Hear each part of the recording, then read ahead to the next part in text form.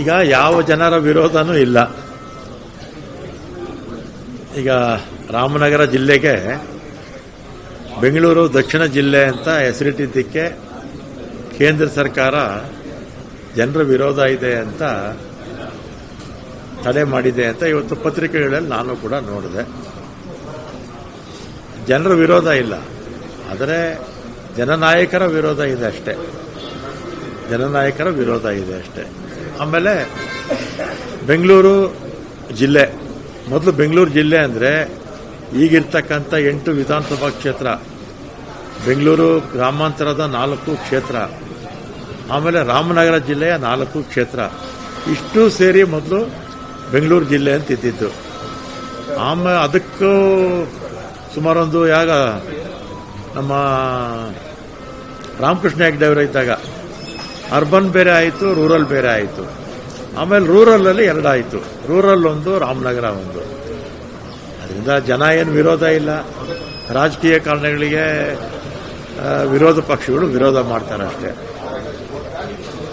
ನಿಮ್ಮ ಕುಣಿಗಲ್ ಶಾಸಕರು ಒಂದು ಹೊಸ ಚರ್ಚೆ ಉಂಟಾಕಿದ್ದಾರೆ. ಏನು ಮಹಿಳೆಯರಿಗೆ ಈಗ ಭಾಗ್ಯಲಕ್ಷ್ಮಿ 2,000 ಕೊಡ್ತೀವಿ, ಅದೇ ರೀತಿ ಪುರುಷರಿಗೂ 2,000 ಕೊಡುವಂಥದ್ದು ಸೂಕ್ತ. ಈ ರೀತಿ ಒಂದು ಚಿಂತನೆ ನಮ್ಮ ಪಕ್ಷ ಶುರುವಾಗಿದೆ. ಅದು ಮುಂದಿನ 2028 ಚುನಾವಣೆಗೆ ಘೋಷಣೆ ಮಾಡ್ತೀವಿ ಅಂತಕ್ಕಂಥ ಒಂದು ಮಾತನ್ನು ಹೇಳಿದ್ದಾರೆ. ಡಾಕ್ಟರ್ ರಂಗನಾಥ್ ಅವರು ಹೇಳಿರೋದ? ರಂಗನಾಥ್ ಅವರು ಹೇಗೆ ಹೇಳಿದ್ರು, ಯಾರು ಅವ್ರಿಗೆ ಹೇಳಿದ್ರು ನನಗೆ ಗೊತ್ತಿಲ್ಲಪ್ಪ. ಅವ್ರ ಯೋಚನೆ ಅಲ್ವಾ. ಈಗ ಒಬ್ಬೊಬ್ಬರು ಒಂಥರ ಯೋಚನೆ ಮಾಡ್ತಾರೆ. ರಂಗನಾಥ್ ಅವರು ಆ ದಿಕ್ಕಲ್ಲಿ ಯೋಚನೆ ಮಾಡಿರ್ಬೋದು. ಹಣದ ಲಭ್ಯತೆ ಇದ್ರೆ ಕೊಡ್ಬೋದು, ಹಣ ಇಲ್ಲ ಅಂದ್ರೆ ಕೊಡೋಕ್ಕಾಗಲ್ಲ. ಈಗ ರಾಮನಗರ ವಿಚಾರವಾಗಿ ನೆಕ್ಸ್ಟ್ ಸ್ಟೆಪ್ ಏನು ಅಂತ ಕೇಂದ್ರ ಸರ್ಕಾರ ಮೊದಲ ಹಂತದಲ್ಲಿ ಹೊರ ಕೊಟ್ಟಿದೆ. ನೆಕ್ಸ್ಟ್ ಏನು ಮಾಡ್ತೀವಿ ಅಂತಂದ್ರೆ ರಾಜ್ಯ ಸರ್ಕಾರ ಸ್ಟೆಪ್ ಈಗ ಏನಾಗಿದೆ, ಕೆಲವು ಅಧಿಕಾರಿಗಳು ಕೇಂದ್ರ ಸರ್ಕಾರಕ್ಕಿರುತ್ತೆ. ಅವ್ರಿಗಿರ್ತಕ್ಕಂಥ ಅಧಿಕಾರನ ಅವರು ಚಲಾಯಿಸಿದ್ದಾರೆ ಕೇಂದ್ರ ಸರ್ಕಾರದವರು. ಇದು ಫೆಡರಲ್ ಸಿಸ್ಟಮ್ ಅಲ್ವಾ.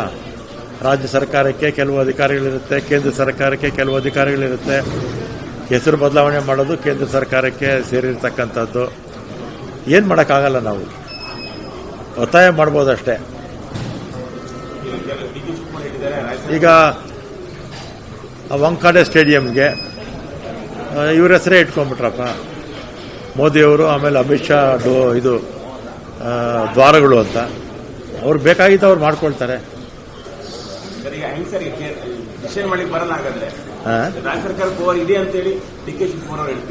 ರಾಜ್ಯ ಸರ್ಕಾರಕ್ಕೆ ಇದ್ದಿದ್ರೆ ಕೇಂದ್ರ ಸರ್ಕಾರಕ್ಕೆ ನಾವು ಕಳಿಸ್ತಾನೆ ಇರಲಿಲ್ಲ.